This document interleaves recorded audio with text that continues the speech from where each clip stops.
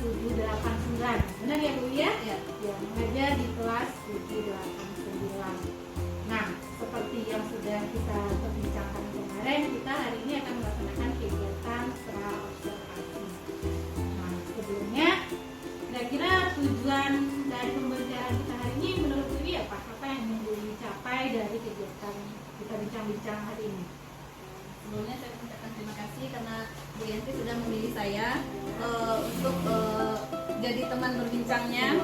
Saling curhat, Iya, jadi saya bisa juga mengeluarkan apalah namanya itu, saya bisa nanti mengetahui apa sih sebenarnya kekuatan dan kelemahan yang ada pada diri saya dalam saya mempelajari mengajarkan matematika kepada siswa saya. Mungkin itu. Kita tahu ya, saya pun juga merasa kalau saya berpikir matematika itu sulit. Nah, jadi hari ini saya akan bertanya juga menambah pengetahuan sama Bu Iwi, bagaimana sih supaya asik belajar matematika. Nah, dari tujuan Bu Iwi hari ini adalah mampu mengetahui kelemahan dan kekuatan dari proses pembelajaran yang Bu Iwi lakukan. Ya, kira-kira ukuran keberhasilan dari yang Bu Iwi harapkan apa dari pertemuan kita hari ini? Oh, mungkin ukuran keberhasilan saya bisa menemukan solusi dari permasalahan-permasalahan yang ada selama ini dalam pembelajaran matematika bersama siswa. Jadi mencari solusi ya, Iya. agar ya sesuai dengan kurikulum Merdeka kita mampu melaksanakan proses pembelajaran berpusat kepada murid ya. Nah, kira-kira kesempatan apa yang Bu Iwi miliki sekarang? Mungkin selama saya mengajar matematika ini motivasi anak ini sebenarnya kurang. Terlebih itu di kelas 8. Dari 3 kelas yang saya ajarkan, itu di kelas 8 itu motivasinya bisa dikatakan sangat rendah sekali. Lalu mindset mereka juga menganggap bahwa matematika itu sulit. Jadi saya ingin merubah mindset ini lah. Menghilangkan dulu ya. Ya, karena saya pribadi sendiri itu juga berpikir semasa sekolah saya berpikir matematika itu sulit, kalau bisa gak usah belajar matematika ya. Nah, kira-kira berapa sih skala nilai yang Bu Iwi miliki sekarang dalam proses pembelajaran, sama di kelas 8? Kalau kita skalakan 1 sampai 10, kira-kira proses pembelajaran Bu Iwi lakukan berada di grade keberapa? Mungkin ya Bu ya. Untuk saat ini kalau saya pribadi, saya baru meyakini grade saya hanya sampai di level 6 baru. Nah, Kalau kita bawa ke ketuntasan itu kan Ya. masih di Masih bawah bawah. tingkat ketuntasan. Nah, tentu Bu Iwi ini baru sampai 6. Tentu Bu Iwi juga punya skor ideal. Saya nih sebagai guru, kalau bisa nih di kelas 8 ini nilainya segini. Nah, kira-kira Bu Iwi mau posisi ke berapa? Kalau saya sangat mengharapkan, nggak melulu ya Bu ya, sebenarnya berharap sedikit naik itu di level 8. Kalau mungkin untuk 9 atau 10 dengan tingkat siswa saya seperti ini mungkin belum bisa. Tapi setidaknya saya ingin berada di posisi 8 untuk kondisi siswa saya. Berarti Bu Iwi ada peningkatan nilai ya. Mungkin kalau Iya. sebelumnya masih di grade 6, jadi Bu Iwi berharap bisa sampai ke 8. Nah, tentunya untuk sampai ke 8 dibutuhkan strategi. Nah, kira-kira apa strategi yang Bu Iwi lakukan untuk sampai angka 8 ini? Strategi kalau saya rasa mungkin kita lagi membuat pembelajaran yang menarik. Mungkin selama ini agak kurang menarik ya Bu ya. Pembelajaran menarik dengan cara melakukan pembelajaran yang diferensiasi konten, proses ataupun produk. Kalau selama ini saya baru di proses aja. Konten dan produk itu masih agak bisa dikatakan belum terpakai. Iya, belum terpenuhi.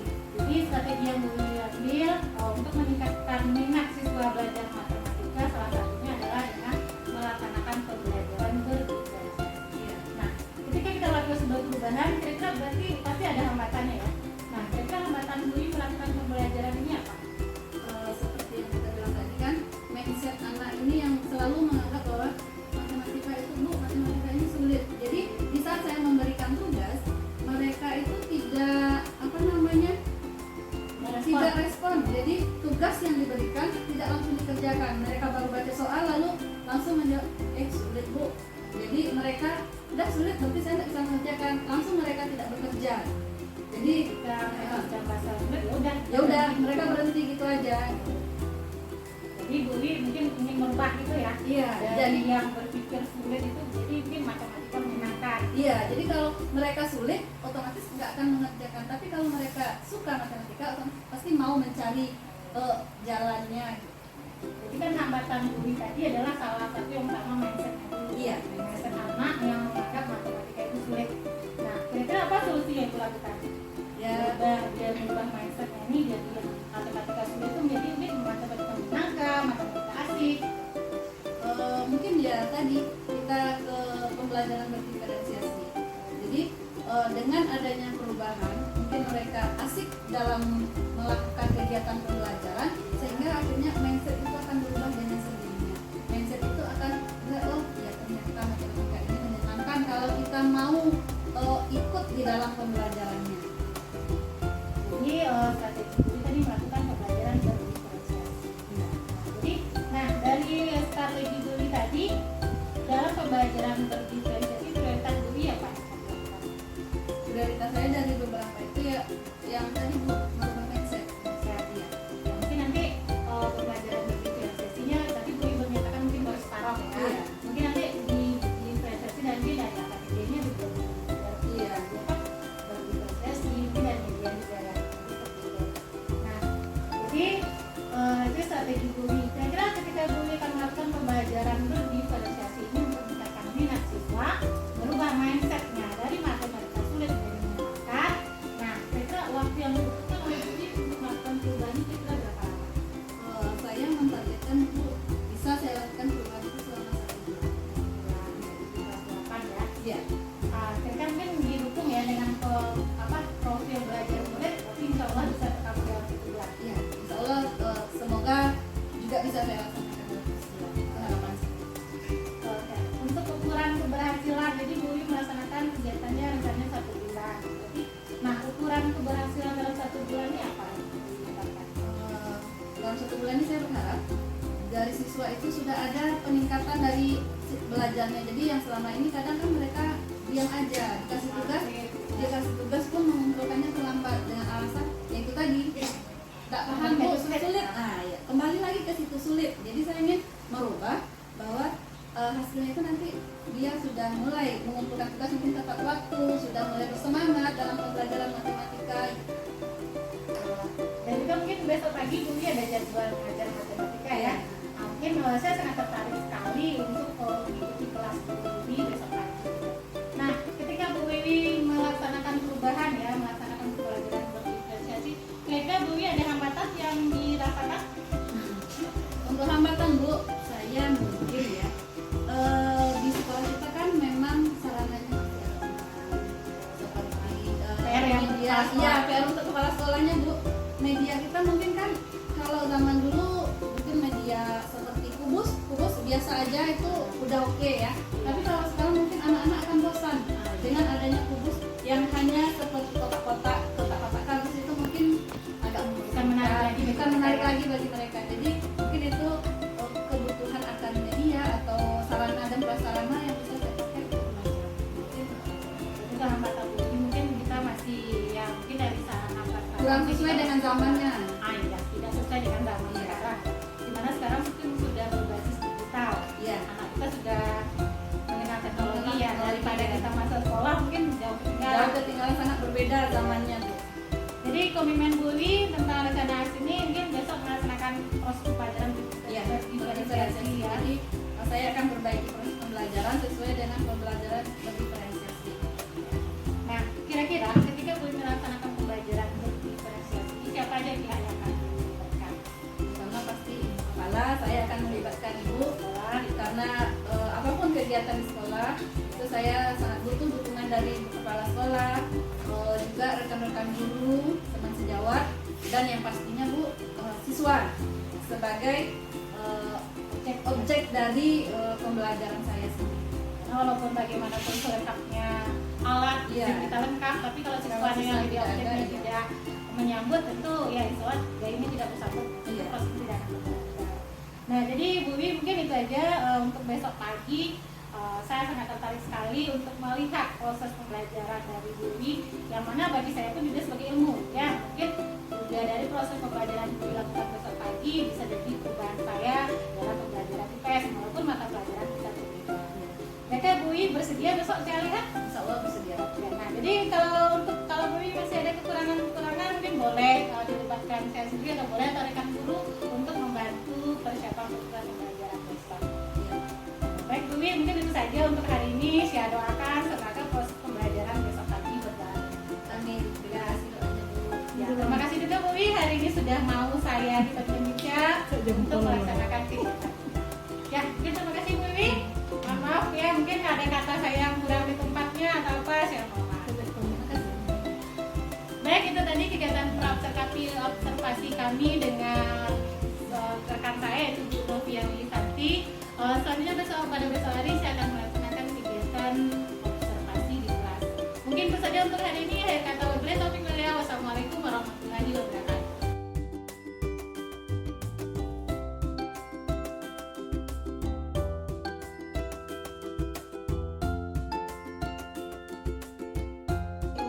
Kalau ada 2 tas, 3 sepatu berarti 2 X tambah 3D. Nah, seandainya kita kasih harga, Ini ada harganya. Ada harga 2 tas dan harga 2 sepatu. adalah 400.000. Sini. Maka dapat dibuat persamaan 2X tambah 3Y itu adalah 400.000. Empat persamaan ya. Mari kita lihat berikutnya.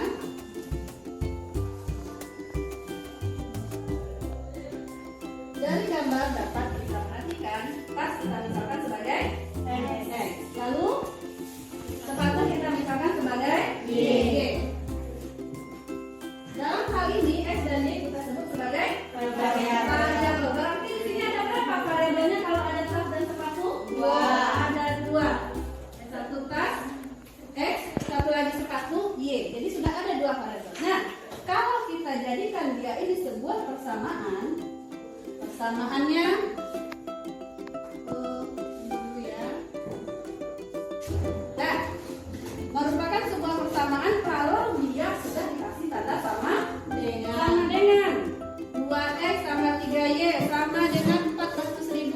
Nah, inilah yang kita sebut dengan persamaannya. Nah, kalau begitu kira-kira ini adalah persamaan linear 2 variabel.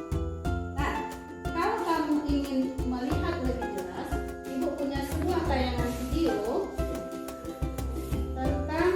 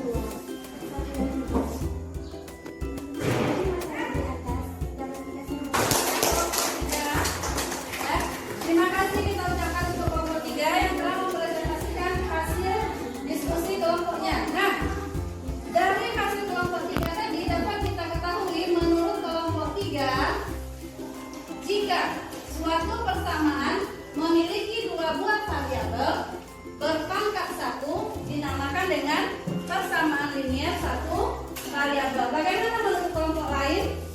Apakah sependapat? Sependapat. Oke.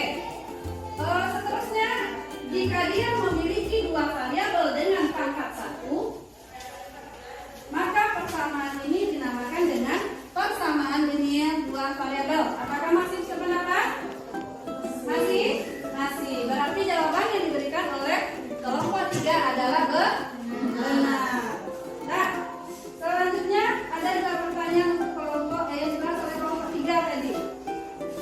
Manakah di antara 5 buah persamaan yang merupakan persamaan linier dua variabel? Kata kelompok 5 tadi ada nomor 2, ada nomor 4 dan ada nomor 5. Apa yang membedakannya? Di nomor 2 terdapat dua variabelnya. Apa variabel di nomor 2? I dan P ya. Kalau di nomor 3, di nomor 4 itu kan kita ada dua variabelnya. Apa variabelnya? A dan B. Bagus kelompok 3. Di nomor 5 apa variabelnya yang dua itu? X dan Y. Bagus juga kelompok 1. Ya. Berarti sebuah persamaan dikatakan persamaan linier satu variabel jika bagaimana? Dia memiliki dua variabel. Nah, supaya kamu lebih paham dengan maksud dari persamaan linier dua variabel, sekarang kita minta satu kelompok lagi untuk menyelesaikan LKPD yang kegiatan 2. Kelompok mana yang mau mempresentasikan?